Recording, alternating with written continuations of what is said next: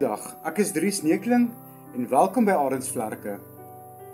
Ek wil net aan elkeen van julle baie dankie sê dat julle die tyd uitgekoop het om in te skakel en te kom luister en te kom kyk. Ek glo ons gaan baie leer van mekaar en so ook van God. En vandag wil ek bietjie met julle gesels oor wat is jou identiteit in Christus. Ek voel daar's te veel mense wat rondloop met die verkeerde idee van wat hulle identiteit is, wat nie weet wat hulle identiteit is nie, en deur al die seer en die trauma en die storms waardeur mense gaan, het hulle hierdie idee gekry van wat die wêreld vir hulle sê en verwag wat hulle identiteit is. En wees versigtig dat jou identiteit nie in 'n titel is of in 'n posisie is nie. Want ek sien as baie mense wat hulle self voorstel met 'n titel. Nou wat gebeur die dag wanneer jou titel nie meer daar is nie? Wie is jy dan?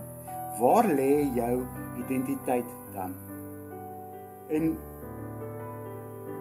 deur al hierdie storms waardeur jy gegaan het, deur al hierdie seer, deur alles, moet dit nie die mag of die autoriteit gee om vir jou te sê wat jou identiteit is nie.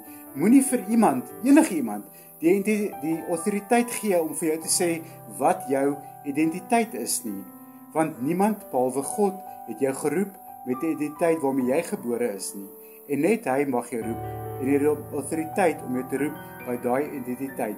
Jy kan nie verwag iemand moet vir jou sê wat jou identiteit is van die wêreld as hulle nie self weet wat hulle identiteit is nie.